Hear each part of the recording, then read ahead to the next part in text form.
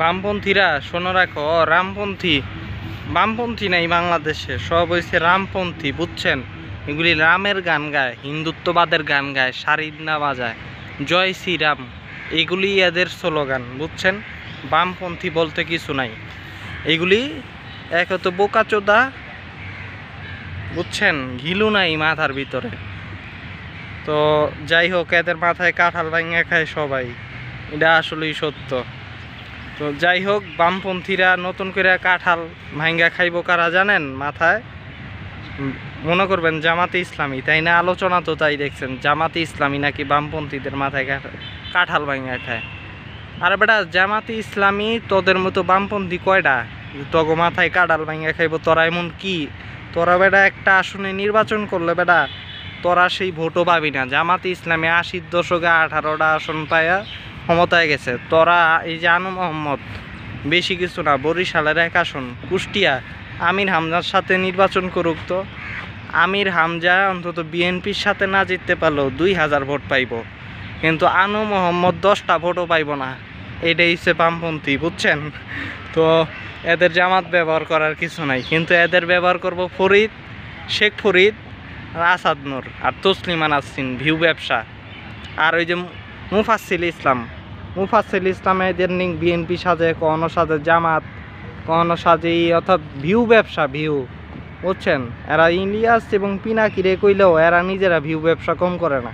পিনাকি ইলিয়াস অনেক ভালো কাজও করছে, অনেক একজন অনুসন্ধানী সাংবাদিক, আরেকজন বিশ্লেষক, এবং জ্ঞানমূলক বিশ্লেষণ তো তাদের ভিতরে আছে, কিন্তু এদের ভিতরে তাও নাই, তাই না? এদের ভিতরে কোনো জ্ঞানমূলক বিশ্লেষণ দেখেন না। এরা নাস্তিক, এরা ওই যে কোনো ঘুরায় পেঁচায় একই কথা, হুজুর সাপ দায়ী, মোল্লা সাপ দায়ী, মসজিদ দায়ী, মাদ্রাসা দায়ী, এটাই তো। এই হইছে অবস্থা।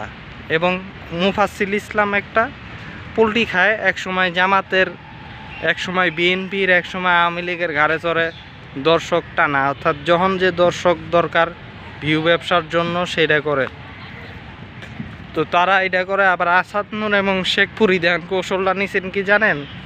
এই রামপন্থী ঘিলু ছাড়া এই সমস্ত মূর্খ উগ্রদেরকে বলি এই কথাটা। কেন বলি? কারণ আমি এদের ভালো চাই। মতাদর্শ ভিন্ন হইতে পারে, ঠিক আছে, আমি ডানপন্থী, কিন্তু আমি এদের ভালো চাই দেখেই বলবো। সেটা হচ্ছে কি জানেন? যে আসাদ নূর আর শেখ ফরিদ দেশের বাইরে থেকে, ভারত থেকে বলতেছে যে জামাতিরা তোমরা নামো, হেন তেন, জামাতিরা সব কিছুই করতেছে, অর্থাৎ জামাতি ইসলাম দখল করতেছে, এটা সেটা, তোমরা নামো, অর্থাৎ উস্কাইতেছে। কিন্তু এতে বামপন্থীদের কোনো লাভ হইব না? লাভ হইব না। এখন যে অবস্থায় আছে সেটাই লাভ, কিন্তু এদের ভাল লাগতেছে না।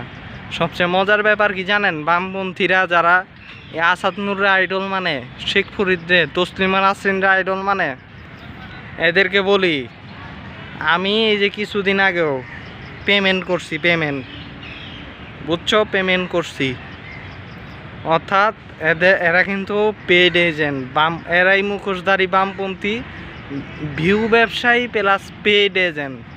এখন কিল্লিগা তোমাদেরকে মাঠে নামাইতেছে জানো? কারণ তোমরা এখন ঘরে আসো দেখে ভালো আছো। বাস্তবে এই কথা স্বীকার করো, বাস্তব। ওই দিন আর নাই, 2013 আর 2024 এক না। তোমরা যদি এখন শাহবাগে কাদের মোল্লার একটা ফাঁসির বিষয় নিয়ে যদি নামো, বেশি কিছু না, শাহবাগের চালা তোমাদেরকে দাঁড়াইতে দিব না। এখনকার পরিস্থিতি হইছে এমন। আর তোমরা ঘরে আছো সুখে শান্তিতে, তোমাদের মতো খাইতেছো, যাইতেছো, ঘরে আছো। তোমার ঘরে তো আর কেউ তেমন কিছু করতেছে না, কেউ কিছু করবো না। কিন্তু আসাদ নূররা তো এটা চায় না। কেন চায় না জানো? কারণ পেমেন্ট করছি। আসাদ নূররা এটা চায় না যে তোমরা ভালো থাকো, কারণ তোমরা ভালো থাকলে ওদের ভিউ ব্যবসা হবে না। তো এই জন্য কি, যে তোমরা উস্কায় জামাতি ইসলামী সহ ইসলামিক দলের লোকদের হাতে তোমাদেরকে মায়ের খাওয়ানোর ধান্দা, মাঠে নামায় উস্কায় মায়ের খাওয়ানোর ধান্দা।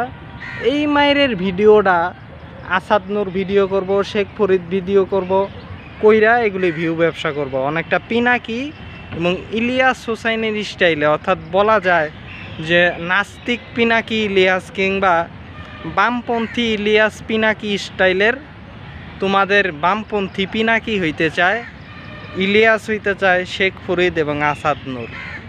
এবং তসলিমা নাসরিনরা, এবং এইগুলি ভিডিও টিডিও কইরা তাদের চ্যানেলের এঙ্গেজ হইব, ইউটিউবে ভিউ ব্যবসা হইব, ভিডিও করব, তাই না? পেজ ভিউ ব্যবসা, আলোচনা, নানান টকশো তো এইগুলি তাদের লাভ। আর মার খাইবা কারা? তোমরা জামাতে ইসলামীর সাথে এই মুহূর্তে তোমরা লাগতে যাও, দেখো তো তোমাদের জনশক্তি কই আর জামাতের জনশক্তি কই? তোমরা মার খাইবা, রাস্তায় পড়ে থাকবা, এই অবস্থা। এইটাই পলিটিক্স এইখানে। এবং ভিউ ব্যবসার সবই হইছে ভিউ ব্যবসা এবং ভিউ বাণিজ্য, এটাই কাহিনী। এই জন্য বামপন্থীদের বলি, শেখ ফরিদ এবং আসাদ নূরের কথা শুই না তোমরা লাফায়ও না।